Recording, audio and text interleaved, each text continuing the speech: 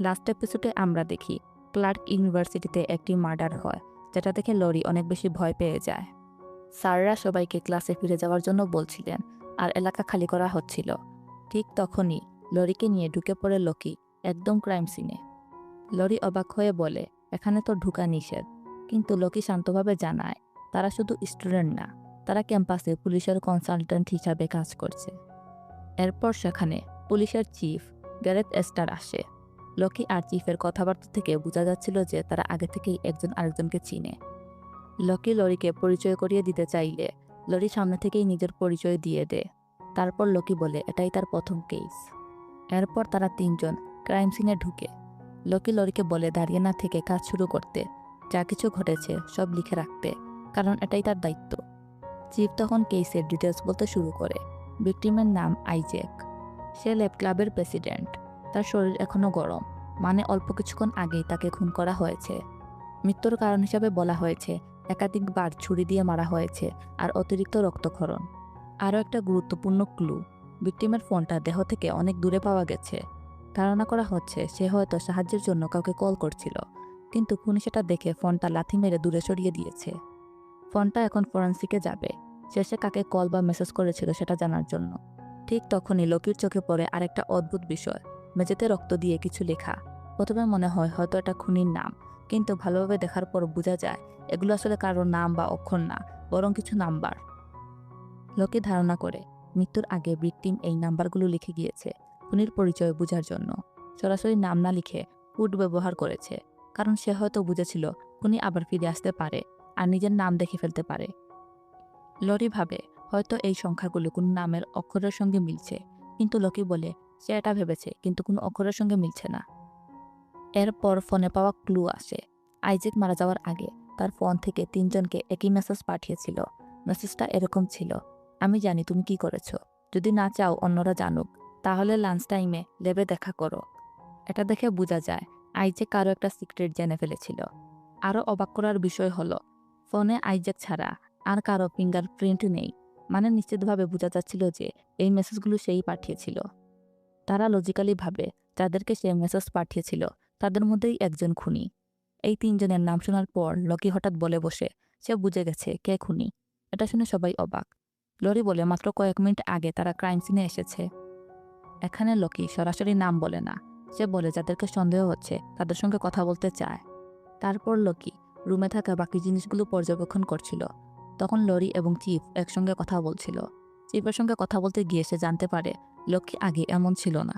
সে অনেক বেশি সিম্পল আর ফ্রেন্ডলি মানুষ ছিল, কিন্তু একটা ঘটনার পর, বিশেষ করে তার আগের অ্যাসিস্ট্যান্ট তাকে ছেড়ে যাওয়ার পর সে এরকম হয়ে যায়, মানুষের সঙ্গে দূরত্ব বজায় রেখে চলে।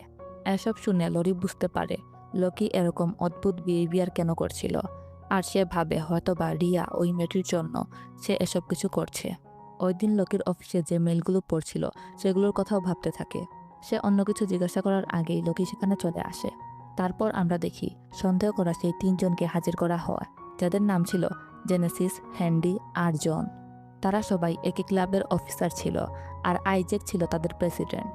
তাদেরকে যখন জানানো হয় আইজ্যাককে খুন করা হয়েছে, তাদের প্রত্যেকের আলাদা আলাদা রিয়েকশন ছিল। আর এখানেই শুরু হয় আসল মাইন্ড গেম। তারপর তারা স্বীকার করে তারা মেসেজটা পেয়েছিল, কিন্তু কেউ সেটাকে সিরিয়াসলি নেয়নি। কেউ বলে ভুলে গেছে, কেউ বলে বুঝতে পারেনি, আবার কেউ বলে রিপ্লাই দেয়নি। কিন্তু লোকি সরাসরি বলে তাদের মধ্যে একজন অবশ্যই মিথ্যা বলছে। তারা একটু রেগে যায়, এত বড় অভিযোগ তাদের শুধু মেসেজের উপর ভিত্তি করে দেওয়া হচ্ছে। কিন্তু লোকি একদম কনফিডেন্ট, সে জানে আসল সত্য বেরিয়ে আসবে তাদের কথা বলার মাধ্যমে।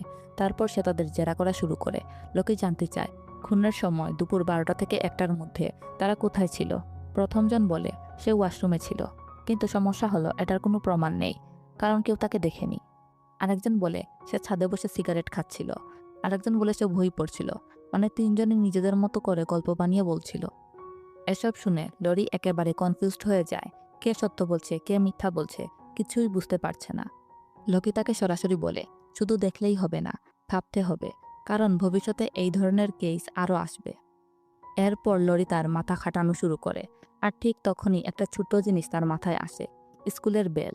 সে খেয়াল করে আজ লাঞ্চ ব্রেকে কোনো বেল বাজেনি, মানে বেলটা নষ্ট ছিল। তারপর লরি আবার তিনজনকে একসাথে ডেকে একটি সিম্পল প্রশ্ন করে, তোমরা কেউ কি স্কুল বেলের শব্দ শুনেছ? কারণ যদি কেউ বলে আজকে সে বেলের শব্দ শুনেছে, তাহলে মিথ্যা বলছে, কারণ আজ তো কোনো বেল বাজেইনি। তখনই জেনেসিস বলে ওঠে সে শব্দ শুনতে পেরেছে, আর বলে অনেক জোরে শব্দ ছিল, বাকি দুইজন যেহেতু শুনতে পারেনি তার মানে তারাই খুনি। এখানে আসলে খুনি নিজেই ধরা পড়ে যায় নিজের কথার ফাঁদে। এরপর লকি সেই রক্ত দিয়ে লেখা কোডটা ব্যাখ্যা করে। 3, 2, 1, 0, 1, 4, 1, 6 এই সংখ্যাগুলো জোড়ায় ভাগ করলে হয় 32, 10, 14, 16। আর এগুলো হলো পর্যায় সারণীর মৌলগুলোর পারমাণবিক সংখ্যা। জার্মেনিয়াম, নিয়ন, সিলিকন, সালফার এগুলোর সংকেত নিয়ে দাঁড়ায় GENESIS, মানে জেনেসিস। ভিকটিম নিজেই শেষ শক্তি দিয়ে খুনির নাম কোড করে রেখে গিয়েছিল। সবকিছু মিলে যায় আর জেনেসিসই হয় আসল খুনি। কিন্তু সে চিৎকার করে বলে এটা একটা ফাঁদ, কেউ তাকে ফাঁসাচ্ছে। কিন্তু তার জামায় রক্তের দাগও পাওয়া যায়, আর সেখানেই তার মিথ্যা পুরোপুরি ভেঙে পড়ে। পুলিশ তাকে নিয়ে যেতে চায়। আর এখানেই আসে আরও একটা বড় টুইস্ট। হঠাৎ জেনেসিস অসুস্থ হয়ে পড়ে, সবাই বুঝে ওঠার আগেই সে মারা যায়। যে ছেলেটা খুনি হিসাবে ধরা পড়ল সে নিজেই হঠাৎ মারা গেল, এবং কিভাবে মারা গেল সেটা কেউ বুঝতে পারল না। তারপর লকি আরেকটা জিনিস বুঝতে পারে, এই কেসটা যতটা ছোট মনে হচ্ছে আসলে তার চেয়ে অনেক বড়। কেমিস্ট্রি ল্যাব থেকে কিছু কেমিক্যাল চুরি হয়েছিল, আর সম্ভবত জেনিস সেগুলো কারো কাছে বিক্রি করেছিল, আর আইজেক সেটা ধরে ফেলেছিল বলেই তাকে খুন করা হয়েছে। এরপর আমরা দেখি ইউনিভার্সিটির প্রেসিডেন্ট নিজেই চিফকে বলে এই ঘটনা যেন বাইরে না যায়, মিডিয়াতে না পৌঁছায়। এখানে পরিষ্কার হয়ে যায় কিছু একটা বড় লুকানো হচ্ছে। কেসটা অফিসিয়ালি শেষ হয়ে যায়। তারপর আমরা দেখি লরি তার ব্লগে এই কেসটা সম্পর্কে পোস্ট করে, আর অনেক বেশি ভালো রেসপন্সও পায়।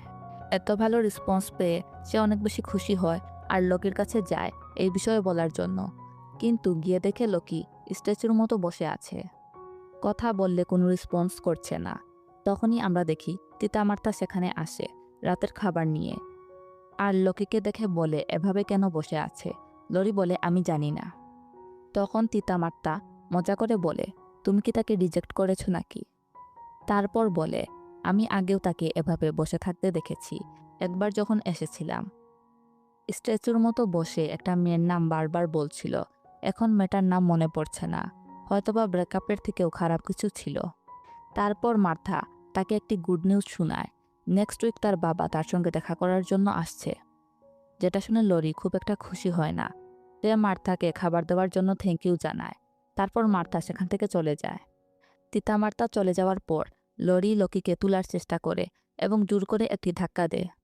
লকি হঠাৎ জেগে উঠে আর বলে কয়টা বাজে। সে বলে আবার আমি ঘুমিয়ে আমার সময় নষ্ট করলাম। লরি জিজ্ঞাসা করে তুমি চোখ খোলা রেখেও ঘুমাতে পারো? লকি বলে হ্যাঁ, সে এই স্কিল শিখেছে যাতে ক্লাসে স্যাররা বুঝতে না পারে সে ঘুমিয়ে আছে না জেগে আছে। লরি বলে আমি ভেবেছিলাম তুমি এম সম্পর্কে চিন্তা করছো। বলে রাখি এম এমন একজন ব্যক্তি যে হয়তো বা এইসব ক্রাইমের মাস্টার মাইন্ড। তারপর তারা একসাথে রাতের খাবার খায়। পরের দিন যখন লরি স্কুলে যায়, সবাই গতকাল মার্ডার হওয়া দুজনের জন্য কাঁদছিল। লরি বলে এটা অন্যায়, আইজেক শুধু সত্য জানতে চেয়েছিল, বিনিময়ে তার প্রাণ গেল। লরি আর লকি তাদের অফিসে ছিল। তদন্তে জানা যায় জেনিস স্কুলের ল্যাব থেকে চুরি করা কেমিক্যাল গোপনে বিক্রি করেছিল, আর বিভিন্ন নাম্বার থেকে কন্ট্যাক্ট করা হয়েছিল। আর তাকে এমনভাবে হত্যা করা হয় যাতে সে আর কোনো কিছু বলতে না পারে। তার শরীরে একটি শক্তিশালী প্যারালাইটিক ড্রাগ পাওয়া যায়, যা প্রমাণ করে সে আসল অপরাধী নয়, বরং বড় কোনো খেলার একটিমাত্র অংশ ছিল। এরপর ম্যাগি নামে এক রহস্যময় মেয়ে লরির কাছে আসে এবং তাকে সতর্ক করে দেয় যে লোকের কাছাকাছি থাকলে তার জীবন বিপদে পড়তে পারে। সে ইঙ্গিত দেয় আগেও এমন কিছু ঘটেছে, একজন আগের সদস্যের সাথে খারাপ কিছু হয়েছিল। লরি বলে যেমনটা ভাবছো তেমন কিছুই না, লকি আর আমার মধ্যে কোনো রিলেশনশিপ নেই, আমি শুধু তার ক্লাবের মেম্বার। তারপর লরি লকির অফিসে ছিল। লকি খেয়াল করে লরি কিছুটা চিন্তায় ছিল, তাই জিজ্ঞাসা করে কিছু হয়েছে কি না। লরি বলে আজকে একজন মেয়ে তাকে ওয়ার্নিং দিয়ে বলেছে কিউডি ক্লাব ছাড়ার জন্য। পরে লকি বলে আমি ভেবেছিলাম আমার ভাই। লরি বলে তোমার ভাইও আছে, এখন বলো না তার নাম থর। লকি বলে তার নাম থর। এটা শুনে লরি অবাক হয়ে যায়, কারণ নামটা একদম সুপারহিরোর মতো। এরপর নতুন একটি কেস আসে। ম্যাডোনা নামে এক মেয়ে তাদের কাছে সাহায্য চাইতে আসে। তাদের ইউনিভার্সিটির পেজে তার নামে একটি অ্যানোনিমাস পোস্ট করা হয়েছে, যেখানে তার ব্যক্তিগত বিষয় নিয়ে বাজে কথা বলা হয়েছে। লরি সেই পোস্টটা পড়ে শোনায়, যেখানে বলা হচ্ছিল যে সে তার সৌন্দর্য ইউজ করছে নেক্সট স্টুডেন্ট কাউন্সিল ইলেকশন জেতার জন্য। কেউ কি গেস করতে পারবে সে কে? এটা শুনে লকি জিজ্ঞাসা করে, কি দেখে মনে হচ্ছে এটা তোমাকে এইম করে করা হয়েছে? মেডেনা বলে ওঠে, এক্সকিউজ মি। লরি পরিস্থিতি সামাল দিয়ে বলে, ক্লায়েন্ট এটা কে করেছে সেটা জানার জন্য এসেছে। তারপর মেডেনা সন্দেহ করে তার 3জন ফ্রেন্ডের মধ্যে যে কোনো একজন এই তথ্য ফাঁস করেছে, কারণ সে মাত্র এই 3 ফ্রেন্ডকেই এই বিষয়ে বলেছিল। তারপর লকি তাকে প্রথম কোয়েশ্চেন জিজ্ঞাসা করে, এই 3 ফ্রেন্ড কি তোমার এক সার্কেলের? তখন সে বলে না, একজন আমার ক্লাসমেট, আরেকজন আমার থিয়েটার মেট, আর লাস্টের জন আমার মিউজিক ক্লাব মেট। আর আমার মনেও হয় না তারা একজন অন্যজনকে চিনে। সেকেন্ড প্রশ্ন হলো, তোমার কি মনে হয় কেন সে এমনটা করলো? মেডেনা বলে, হয়তো সে আমার সৌন্দর্য দিয়ে জেলাস ফিল করছে। আবার এমনও হতে পারে সে আমার রেপুটেশন খারাপ করতে চাচ্ছে, যাতে আমি নেক্সট স্টুডেন্ট কাউন্সিল ইলেকশন জিততে না পারি। মেডেনা কিছু অ্যাডভাইস চায়। লরি বলে সরাসরি কথা বলে বিষয়টা মিটিয়ে নিতে। যদি তারা তোমার সত্যিকারের ফ্রেন্ড হয় তাহলে সত্যি বলবে। এসব শুনে লকি বলে উঠে, বোরিং। লকি ভিন্নভাবে চিন্তা করে। সে চায় আরও এন্টারটেইনিং ওয়েতে ফ্রেন্ডদের এক্সপোজ করতে। সে বলে, কোনো গ্যারান্টি নেই ফ্রেন্ডরা ডিরেক্টলি বিষয়টা স্বীকার করবে আর সত্যি বলবে। তাই তার জন্য একটি ফাঁদ পাততে হবে। মেডেনা জিজ্ঞাসা করে কিভাবে। লকি তাকে একটি কৌশল শেখায়, প্রতিটি বন্ধুকে সিক্রেট বলার জন্য, তবে প্রত্যেকটা ফ্রেন্ডকে ভিন্ন ভিন্ন সিক্রেট বলতে হবে। যেমন প্রথম বন্ধুকে বলবে সে লাল কালার পছন্দ করে, দ্বিতীয়জনকে বলবে নীল, এবং লাস্টের জনকে বলবে সবুজ কালার। আর যেই কালার সম্পর্কে গ্রুপে পোস্ট করা হবে সে বুঝতে পারবে সেই ফ্রেন্ডই এসব কিছু করেছে। মেডেনা তার কথা বুঝতে পারে এবং থ্যাংক ইউ বলে সেখান থেকে চলে যায়। রাতে লরি এবং লকি একসঙ্গে বসেছিল। লরি তাকে জিজ্ঞাসা করে, হঠাৎ মেডেনার প্রতি তোমার কনসার্ন কিভাবে তৈরি হলো? লকি বলে, যখন সে স্টুডেন্ট কাউন্সিলের ইলেকশনের কথা মেনশন করেছে, তার পপুলারিটি যে কোনো কারোর জন্য হুমকি, যে কিনা তার এগেইনস্টে স্টুডেন্ট কাউন্সিলে দাঁড়াবে। যদি আমি নেক্সট ইয়ার স্টুডেন্ট কাউন্সিলে দাঁড়াই, তাহলে আমি আমার কম্পিটিটরের দুর্বল সাইডগুলো খুঁজে বের করে সেগুলো দিয়ে তাকে ধ্বংস করার চেষ্টা করব। তার অপোনেন্ট খুবই চালাক মাইন্ডের একজন মানুষ, যে কিনা তার ফ্রেন্ডদের ইউজ করেছে তাকে দুর্বল করার জন্য। লকি বলে, ফ্রেন্ডশিপ হলো দুইমুখী তলোয়ার, যার কারণে আমার কোনো ফ্রেন্ড নেই। লরি বলে, তোমার কোনো ফ্রেন্ড নেই, এ কারণেই কি তুমি ফ্রেন্ডদের বোঝা মনে করো? লকি শান্তভাবে বলে, যখন তুমি কোনো ফ্রেন্ড বানাও তুমি নিজেকে দুর্বল হওয়ার পারমিশন দাও, আর তারা এই তোমার দুর্বলতা তোমার বিপক্ষেই ব্যবহার করে। কোনো একদিন এই ফ্রেন্ডই তোমার শত্রুতে পরিণত হয়। লরি বলে, তুমি কি সবসময় এটাই বিশ্বাস করো? তারপর সে তার আগের অ্যাসিস্ট্যান্টের কথা জিজ্ঞাসা করে। লকি বলে, ফ্রেন্ডশিপের একটা প্রাইজ আছে, যদি তুমি সেই প্রাইজ দিতে চাও তাহলে যাও ফ্রেন্ড বানাও, আর যদি প্রাইজ দিতে না চাও তাহলে ভালো হয় মানুষের কাছ থেকে দূরে থাকো। তারপর সে সেখান থেকে চলে যায়। রাতে লরি তার রুমে বসে মেঘের বলা কথাগুলো চিন্তা করছিল। পরের দিন মেডেনা গুড নিউজ নিয়ে অফিসে আসে। সে লকির বলা কথা মতো সবকিছু করে এবং শেষ পর্যন্ত খুঁজে বের করতে পেরেছে যে তার ফ্রেন্ড জেরাল্ডিন তাকে ব্ল্যাকমেইল করছিল। জেরাল্ডিন স্বীকার করে যে তাকে চাপ দেওয়া হয়েছিল, কারণ কেউ তার পার্সোনাল ছবি ফাঁস করার হুমকি দিয়েছিল, তাই সে এসব কিছু করেছিল। মেডেনা বলে সে তার ফ্রেন্ডের সাথে সব ফ্রেন্ডশিপ শেষ করে দিয়েছে আর বুঝতে পেরেছে বন্ধুরা আসল বন্ধু নয়, কাউকে বিশ্বাস করা যাবে না। সে তাদের থ্যাংক ইউ জানায় এবং গিফট হিসাবে তার কিছু ফটোতে অটোগ্রাফ দিয়ে লরি এবং লকিকে দিয়ে যায়।